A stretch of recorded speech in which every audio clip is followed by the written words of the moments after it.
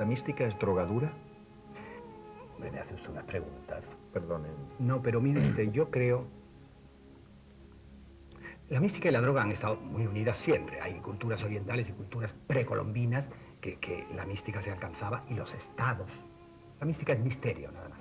Se alcanzaba a través de los alucinógenos, a través de las drogas obtenidas por los cannabis y todas estas cosas. Entonces, en este momento, la mística es una droga sin droga. Es una droga mental. Y es una droga no insolidaria.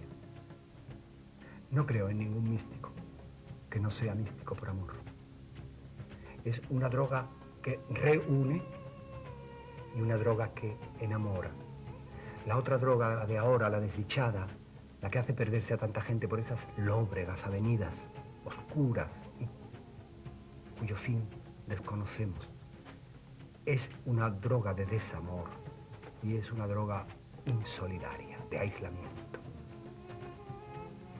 Si le tentara Satanás, ¿se dejaría? Tentarme en el sentido de... Hombre, no físico. Pues mire usted, si tentó a Jesucristo, que era alguien tan por encima de mí, ¿por qué no me iba a dejar tentar? Y además no creo que el demonio pida permiso para tentar primero. ¿Le atormenta la duda? No, no creo. La duda me enriquece, me serena y me ayuda a no juzgar.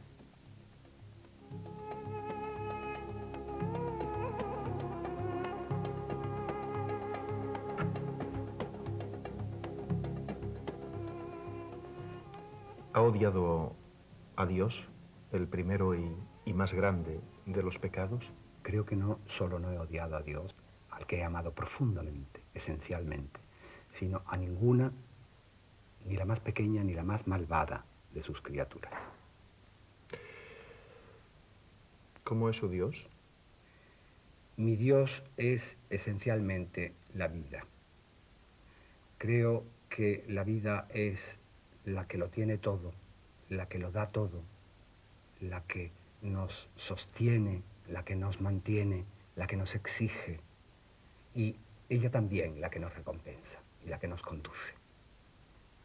Es un Dios parecido al que definió un pequeño lego, jovencito, en Granada, a San Juan de la Cruz cuando vino a fundar. Le preguntó San Juan, ¿cómo cree que es Dios, hermano? Y dijo, Dios es lo que Él se quiere.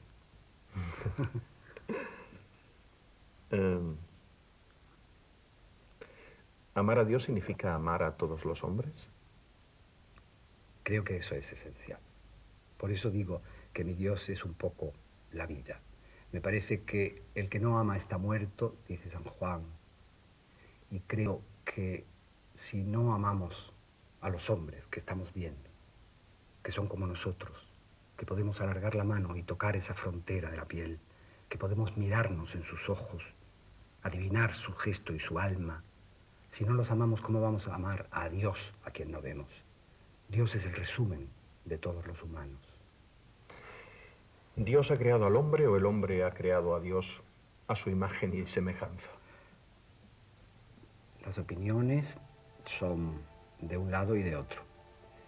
Si Dios creó al hombre a su imagen y semejanza, debió prever también las desviaciones de esa imagen y de esa semejanza, que el hombre de ahora se parece bien poco al que Dios debió tener en su divina mente. Y si el hombre ha creado a Dios a su imagen y semejanza, supongo que lo ha hecho para enorgullecerse y presumir de que había hecho algo grande. En cualquier caso, me parece que las dos cosas son posibles y las dos cosas son confluyentes.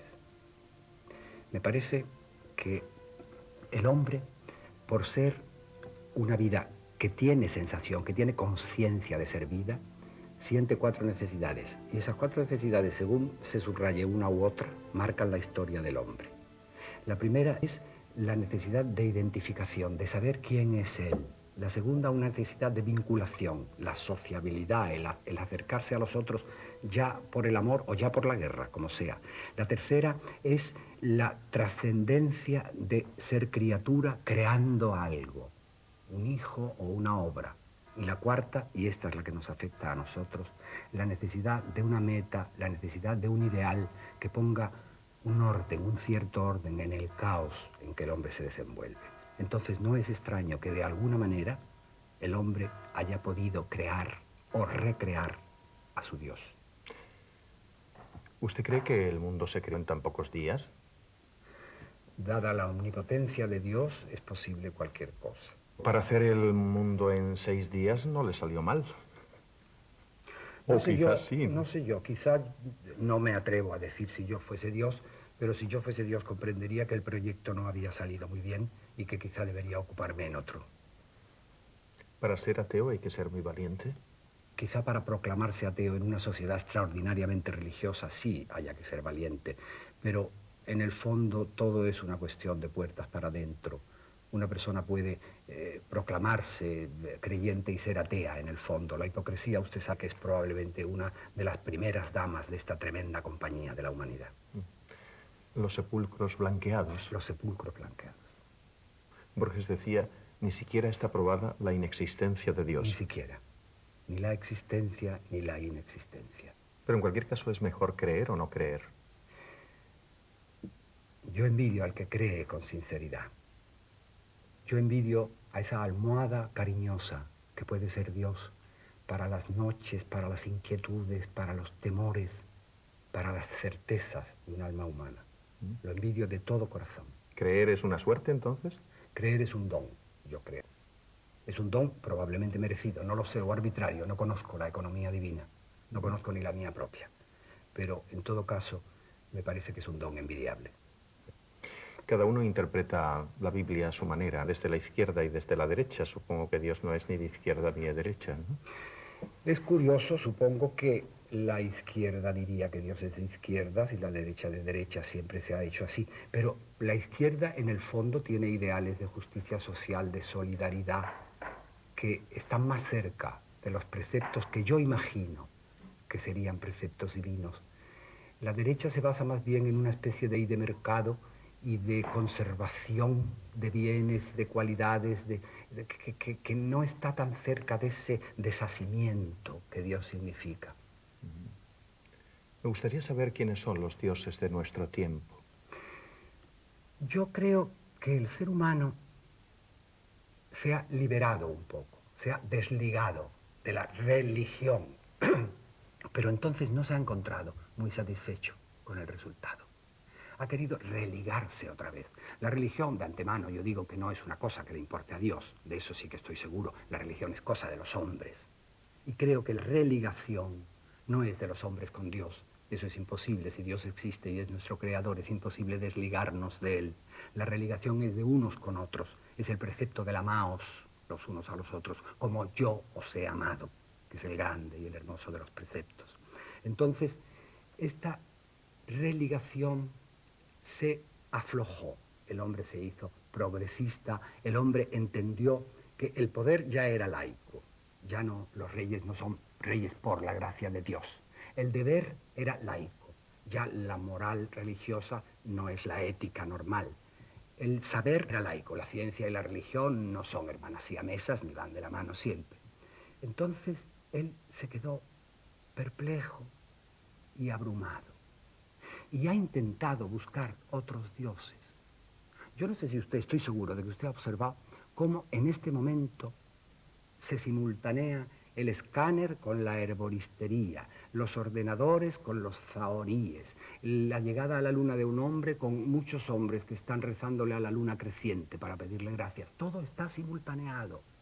Parece que se vuelve otra vez a la necesidad de un apoyo superior a nosotros. El hombre, la única realidad que sabe y que toca es que está solo y que se muere. El precio que paga por su racionalidad es darse cuenta de que se acaba aquí, es decir, la soledad, y que se acaba, es decir, la muerte.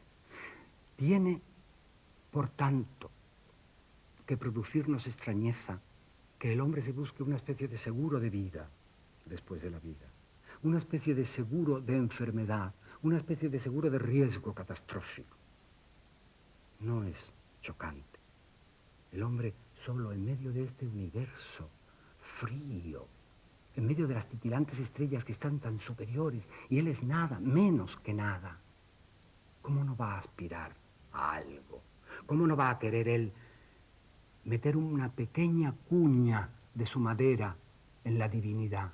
Esa es la razón por la que las hijas de los hombres, las vírgenes hijas de los hombres, se hayan quedado preñadas de los dioses.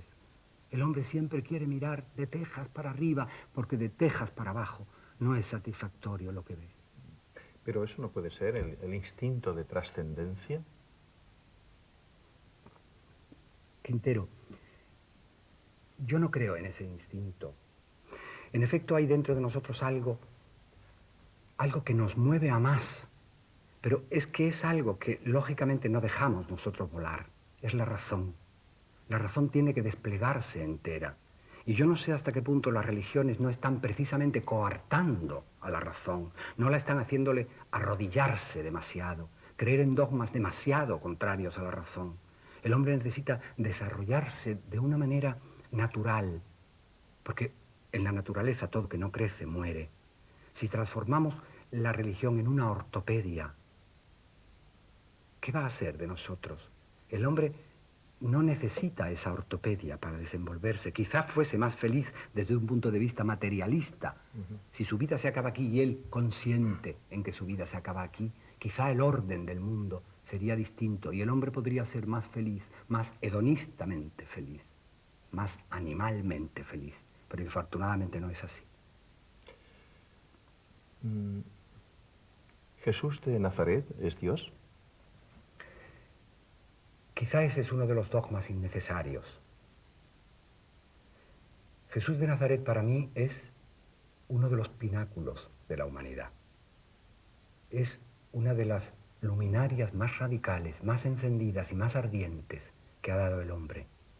Pero no estoy seguro de que sea necesario que sea hijo de Dios. Él dijo hijo del hombre. Hijo de Dios, si existe Dios y nos creó, somos todos. Pero esa sensación de ser hijo del hombre como representante de toda la humanidad, como cúspide y personificación de todos, me parece bastante más hermosa. ¿Usted ve a Cristo como un revolucionario? Revolucionario el Cristo, el mayor de todos los tiempos. No ha habido otro como él. De ninguna manera. Él consigue desconcertar al mundo. Él, que no es un celota, es decir, que no es de la resistencia frente al poder romano, él, que no es tampoco un conformista ni un colaboracionista, muere como un terrorista, muere acusado prácticamente de terrorismo. Él, que puede defenderse, no se defiende. Él, que puede responder hasta esa tremenda pregunta, ¿qué es la verdad? Podría haber dicho yo, no lo dice, se calla. Él consigue lo más innovador que había habido hasta entonces, romper la ley del talión, el ojo por ojo y diente por diente.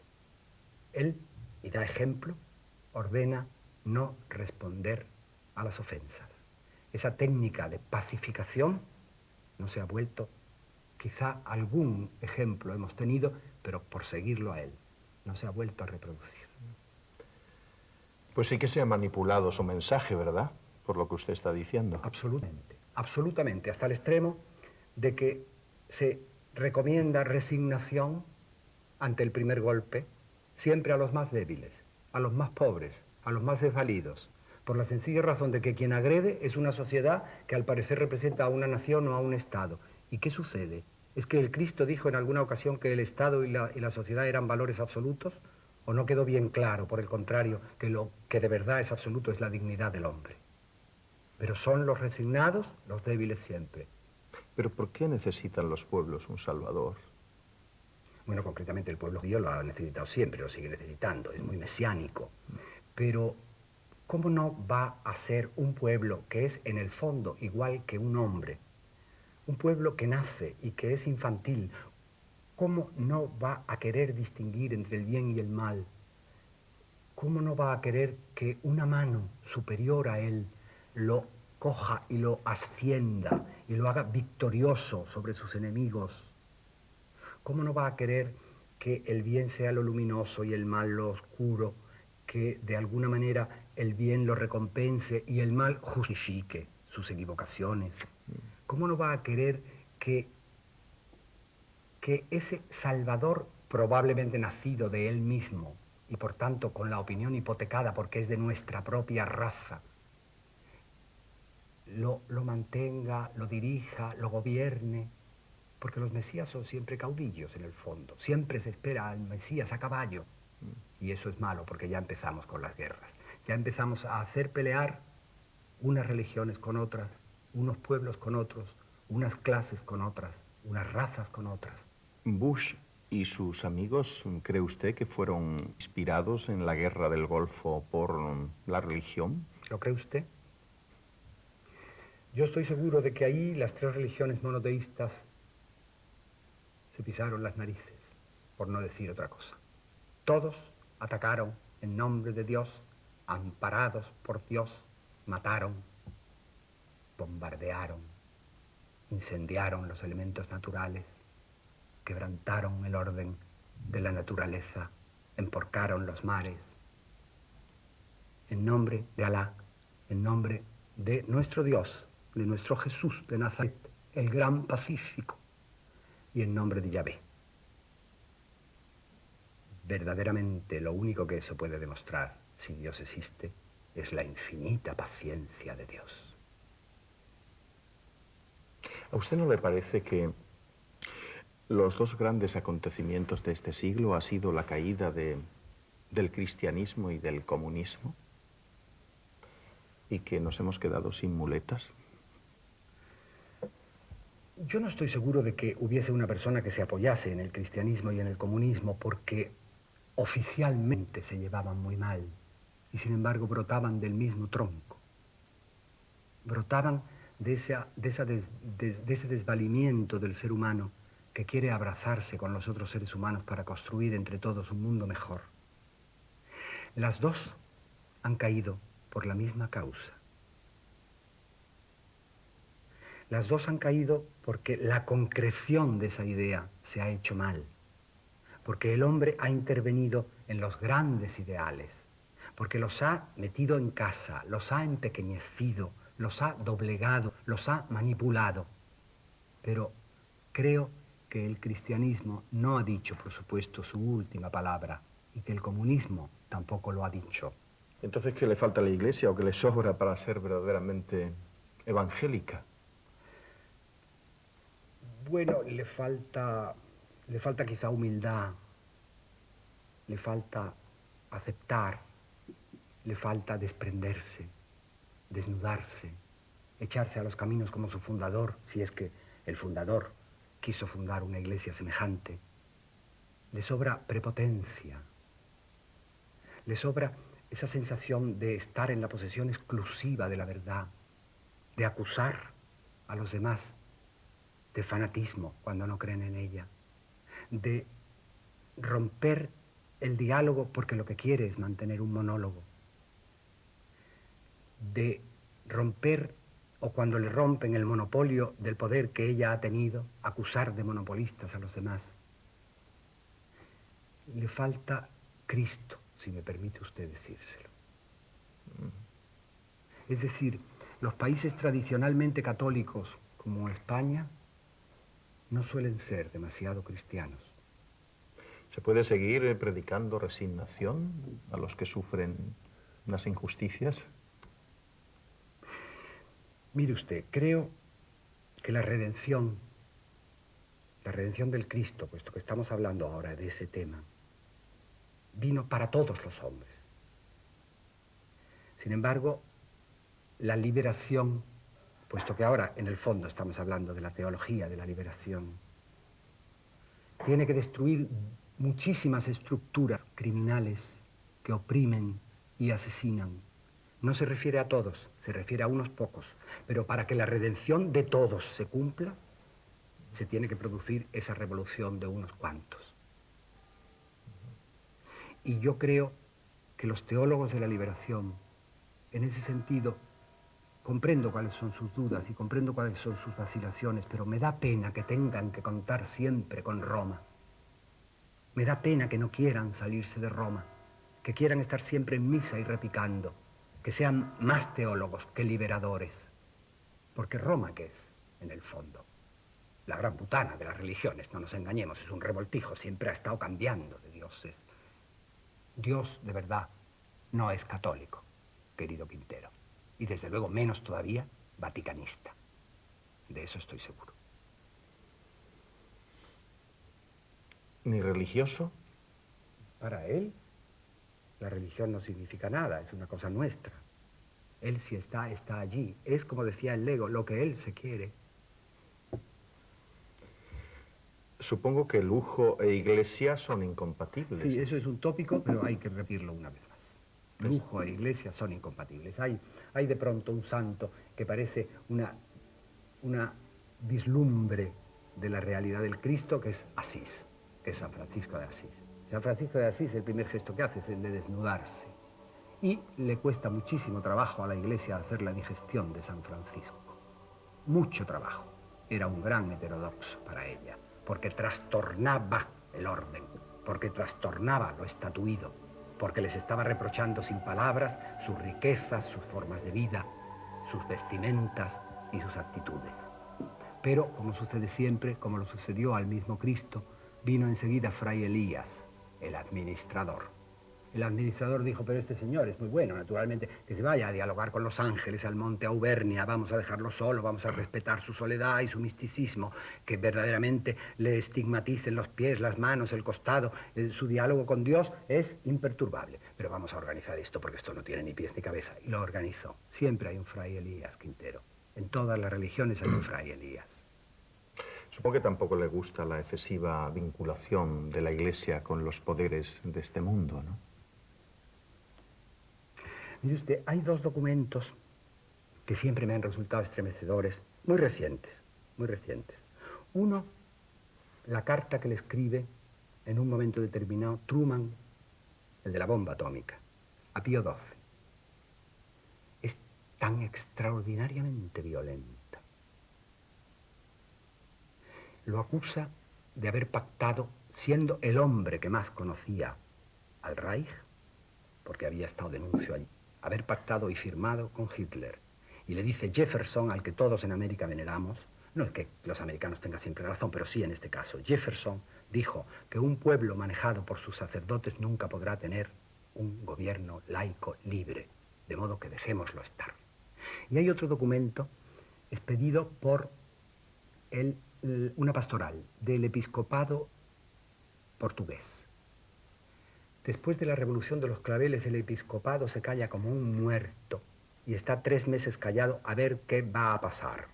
Y una vez que aquello toma cuerpo, emana ese documento.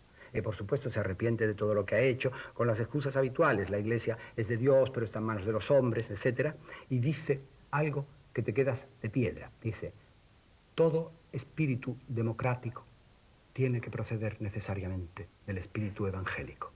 Y no solo proceder, sino ser mantenido por él. Es decir, se apuntaban a lo que acababa de llegar de nuevo. La Iglesia ha tenido cierta debilidad por el poder. ¿Usted ha topado muchas veces con la Iglesia? De lo que venimos hablando, usted deducirá que sí. Pues tiene usted razón si lo deduce. ¿Y cómo ha sido su proceso? Porque usted fue cristiano. Sí, claro. Sí, por supuesto. ¿Cuál ha sido su experiencia personal? ¿Cómo se ha ido alejando? Yo creo que quizá no he dejado de ser cristiano. No cristiano porque pertenezca a una cultura o a un área geográfica en que el cristianismo sea la razón y la religión y lo lleve en la masa de la sangre, porque la fe también como que se hereda, como que se respira. No, sino por pura deducción, por racionalidad y libertad, creo que soy cristiano. Lo que creo es que no soy católico. Si usted se refiere a mi estancia en el convento, todo eso, toda esa serenidad, todo ese silencio, toda esa soledad, me fue útil. Yo me separé por otra cosa, de la Iglesia de Roma. No tuvo nada que ver mi experiencia religiosa. ¿Puedo saber por qué? Sí, es un poco duro para mí decirlo, pero lo diré. Por la Eucaristía. La presencia real de Dios en la Eucaristía me echó para atrás. ¿Puede ocurrir que usted vuelva al convento? No, no creo. No creo. Creo que yo he encontrado fuera, extramuros, digamos, la paz. Una paz laica, una paz tolerante, comprensiva. Y me parece que sin duda alguna, lo poco que tengo que hacer en este mundo, tengo que hacerlo en este mundo, no en otro distinto. ¿Usted cree, Gala, que la religión ha dejado de ser el opio del pueblo? Todavía quizá no, pero algo menos. Estamos ya en otras drogas, me parece. Creo sinceramente que la religión se ha hecho mucho más interior, que la gente ha empezado a desconfiar de estos mítines sagrados, que la gente no quiere a esos dioses que son utilizados como cañones, como armas arrojadizas, como patentes de la verdad. Me parece que la gente ha empezado a encontrarse con su propio Dios, a su manera, a su medida. Yo estoy seguro de que no puede condenarse nadie que actúe con buena voluntad. Y ese es el mensaje de la Navidad: paz en la tierra a los hombres de buena voluntad. ¿Qué sino eso? ¿Qué programa hay que mejore eso? ¿Cree en el demonio? Pues mire usted, no. Hablando así un poco deprisa. No creo en el demonio, porque me parece que es una criatura que sirve como una especie de cubo de la basura para exculparnos. Todo lo malo que nos pasa por cuenta del demonio, las tentaciones son del demonio. La verdad, nosotros tenemos dentro la luz y la sombra. No necesitamos al demonio para destrozar el mundo, lo destrozamos nosotros solitos. Todos los asesinos, los guerreros, los beligerantes, los matadores de la humanidad, decimos, son posesos. ¿Qué van a ser posesos? Son gente mala. Y basta. No hace falta echar mano del demonio. Lo que sucede es que el hombre está tan inseguro que con tal de tener otra vida, naturalmente que vayan los demás al infierno, pero en fin, que haya infierno allí, pero que sigan vivos. Eso es tremendo. Necesitar el apoyo hasta de la oscuridad, el bien y el mal, de ese Herodes a ese Pilatos. Vamos, como por nuestro propio Vía Crucis. No creo en el demonio. Tampoco cree en el juicio final. Pues mire usted, yo que duermo tan mal, si he cogido ya el sueño, que no me despierten, chico. No creo en eso. ¿Cómo va? ¿Cómo va a esperar esta cosa? El Valle de Josafat. En el Valle de Josafat no caben más que 3.000 personas. Es como las crónicas de los árabes que decían los cristianos que en el Valle de Covadonga asesinaron, mataron, vencieron a 300.000 moros. No caben ni 1.500. Pero ya usted sabe, esa obsesión del que cuenta, esa obsesión del cronista, de exagerar. ¿Qué fue antes, la superstición o la religión? Bueno, parece que nacieron casi al mismo tiempo. La palabra superstición es curioso y conviene decirlo enseguida. Viene de superstare, que quiere decir sobrevivir. Es decir, superstición es supervivencia. Y la religión, antes decía yo que era como una especie de seguro de vida, busca lo mismo. Busca una apoyatura a los temblores del mundo, a los azares aciagos, a los eventos casuales, incontrolados por el hombre. El hombre busca seguir y seguir vivo y seguir lo mejor posible y se apoya en donde puede y se agarra a un clavo ardiendo si es necesario. De ahí la superstición. Claro, y de ahí la religión. Vamos, la religión establecida, no hablo del Dios en el corazón, no hablo de la religión dentro de cada uno, hablo de la religión como organización espectacular, digamos. ¿Es aconsejable y prudente respetar las supersticiones? Es imprescindible, querido Quintero. Sé que usted tiene muy mala uva y le he visto en la cara retratado lo que me va a preguntar después. Es imprescindible, hay que respetar porque hay que respetar sencillamente lo que no se comprende y el hombre comprende muy poca cosa, tan poca cosa comprende que lo único que entiende apenas es esta vida, esta vidita suya. Y lo único a lo que aspira es que después de morirse venga otra vez esta vidita suya. No quiere pasar después de morirse a la gran vida, a la vida universal, callada, serena, sin el yo encima. Él quiere seguir diciendo yo. Entonces, Por supuesto que hay que respetar eso. ¿Cómo no? Pero eso es una cosa de pueblos ancestrales, de los pueblos menos civilizados, cierro comillas. Sí, los pueblos menos civilizados, si usted me permite decírselo, son los que están más en contacto con las grandes leyes naturales. Son los que se han dado cuenta que pueden confiar mejor en un espíritu desconocido que en un gobierno. Y en eso les doy toda la razón. En cuanto a si las supersticiones son secuelas de religiones anteriores, le diría que sí, pero también de la nuestra. Por ejemplo, usted sabe que hoy hay una superstición que es el quebrantamiento del triángulo. Es el quebrantamiento del triángulo, de la Trinidad. Usted sabe que sentarse 13 a la mesa no es de buen augurio. Naturalmente, en la última cena habían 13 y murieron 2 al día siguiente, el Cristo y Judas. Naturalmente, ¿qué le puedo decir? Muchísimas supersticiones son de este calibre. Usted sabe que hay cosas que no se pueden mencionar porque se refieren al reptil malvado que organizó todo el tinglado del pecado original. Pocos pecados que había originales, pero vamos, ese parece que lo era. Y entonces organizó la expulsión del paraíso y por eso no se puede nombrar eso.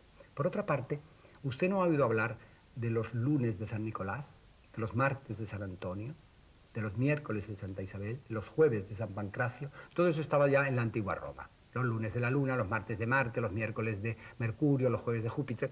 Es decir, no cambiamos demasiado. El ser humano, porque si vamos a la raíz de las cosas, el ser humano no muda tan deprisa y la esencia va a ser mientras viva igual. El ser humano se parece mucho a otro ser humano.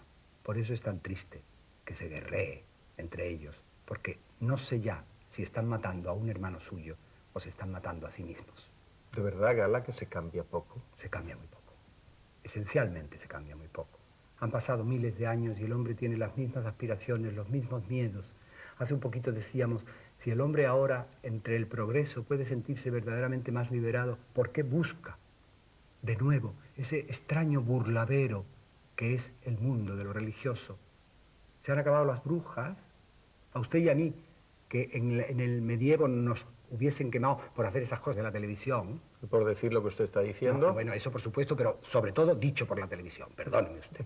A usted en todo caso lo hubieran quemado. En la hoguera. Entonces, ¿cómo cree usted de verdad que en este momento haya más brujos que nunca, más videntes que nunca, más parapsicólogos, más gente que busca la apoyatura de decir, pero ¿qué va a ser de mí mañana? Gente que lee los horóscopos Pero sin están cesar. menos de moda los milagros. Hombre, los milagros están de moda, lo que pasa es que no pasan. Hombre, he leído hace poco que se había acabado el agua en Lourdes, usted ya me contará. Fíjese usted, llamamos superstición a los demás, no llamamos superstición que vaya gente desde todas partes del mundo a meterse en una piscina y a creer que se han curado. Eso no es una superstición. Siempre llamamos superstición a las devociones de los demás. A las nuestras las llamamos naturalmente por grandes nombres.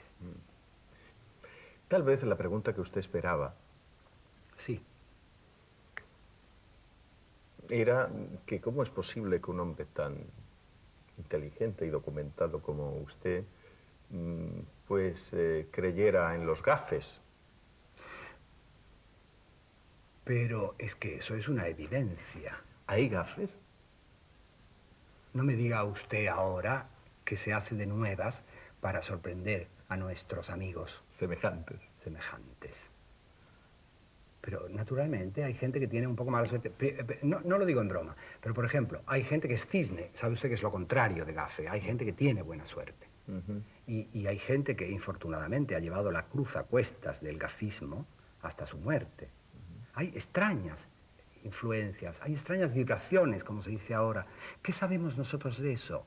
El ser humano maneja la 9ª parte de su corteza o de su cerebro, la 9ª parte. Si alguien maneja un poco menos o un poco más, ya es un ser distinto. Con eso no tiene nada que ver la inteligencia. Usted me decía, ¿hay gente inteligente que es religiosa? Y yo le he dicho sí, y también hay gente inteligente que es supersticiosa. Mi padre era una de las personas más lúcidas que yo haya conocido jamás. Jamás. Y a veces hacía cosas raras y le preguntaban, ¿pero es que es usted supersticioso? Y decía él, no, pero ¿qué trabajo cuesta? Hay ritos pequeños que realmente, ¿por qué razón va a pasar uno por debajo de una escalera? Que es precisamente a la ruptura del triángulo a que hablábamos antes. ¿Le cuesta mucho trabajo dar un rodeo? No. ¿Por qué ponerse a tiro? Pero me cuesta creer que aparezca aquí un gafe y se caigan las cámaras. Bueno, de momento no se ha caído ninguna y no sea usted insistente. Eh, los andaluces suelen ser muy supersticiosos, ¿no? Pero las culturas viejas lo son siempre. Las culturas viejas que han tenido una y otra religión y han aprendido a desconfiar un poco de todas, se vuelven siempre a ese concepto primitivo de lo que ayuda o de lo que hostiga. Eso es absolutamente lógico. Toda España es así. Toda España es de alguna manera sufridora de esto. Quizá Andalucía por su clima y porque ha tenido más culturas. Incluso yo no sé si decir más cultura que las otras. Es natural que esté subrayado en ellos. El mundo es demasiado hostil. Fíjese usted, llega un momento en que la realidad española es tan crispada y tan enemiga que todos huyen de la realidad. Hay unos que huyen por arriba y se produce la mística. Hay otros que huyen por abajo y se produce la picaresca. Esos dos grandes fenómenos espléndidos que aportó España casi del todo al mundo. ¿El místico es un hombre que está corado o es un hombre con los pies en la tierra? A mí me parece que el místico no está colgado, sino cuando lo cuelgan. Quiero decir, él levita, pero cuando no tiene más remedio. A nuestros místicos esenciales, como San Juan o como Santa Teresa, les daba bastante vergüenza levitar. Ellos consideraban que era una verdadera debilidad que no podían mostrar en público.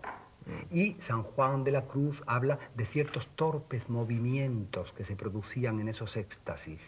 Probablemente eran erecciones, si me permite decirlo, porque el repertorio de los gestos humanos es extraordinariamente limitado. Usted ve una fotografía fija de una madre que tiene a su hijo muerto en brazos y que tiene la cara levantada al cielo, y a usted le parece, si ve solo esa cara, que está lanzando una carcajada. El ser humano es muy pobre.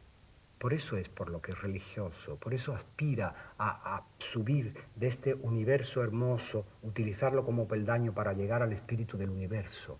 Cada día me caen mejor los contemplativos. Sí, no me extraña, pero usted de momento tendría que hacer un gran esfuerzo, quizá, ¿eh? Para contemplar. Para contemplar, sí. Bueno, le contempla usted.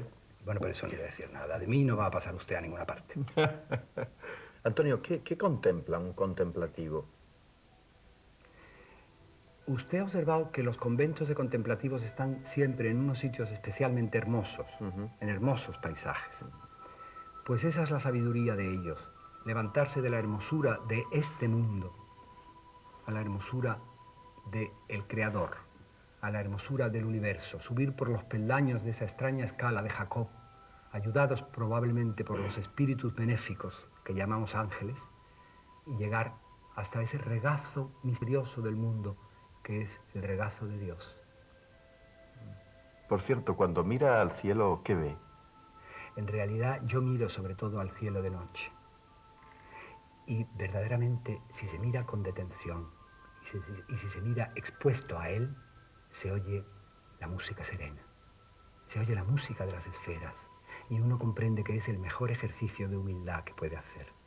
No es ponerse de rodillas o besar el suelo en los aeropuertos. No es esa la humildad. La humildad es mirar hacia arriba y decir: cientos de millones de años luz hay de aquel punto que brilla a mí. Y todavía yo creo que Dios me puede condenar al infierno eterno. A una hormiga usted la asesina por ira, en todo caso, porque le moleste. Pero Dios no siente ira. No puede ser así.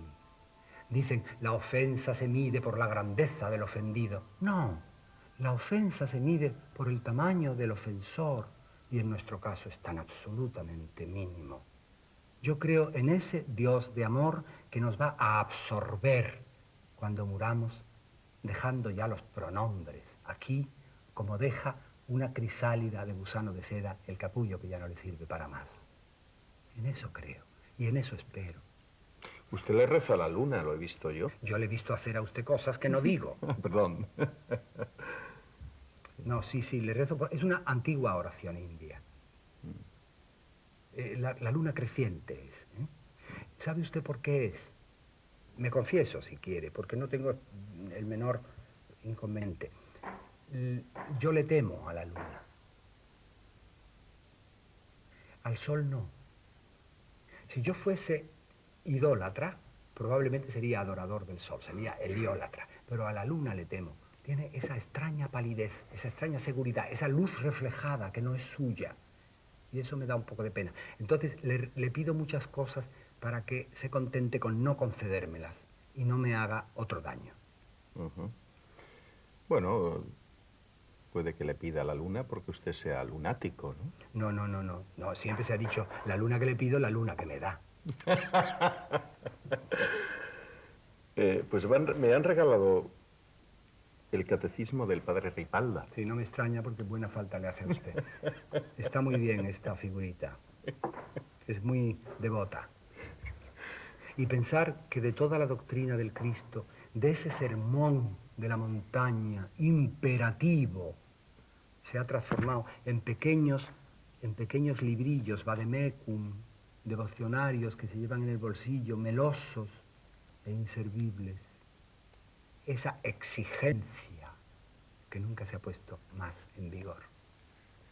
Es terrible eso. Y el que no puede, ¿qué hará? Procurarlo como pueda, cuanto en sí fuere.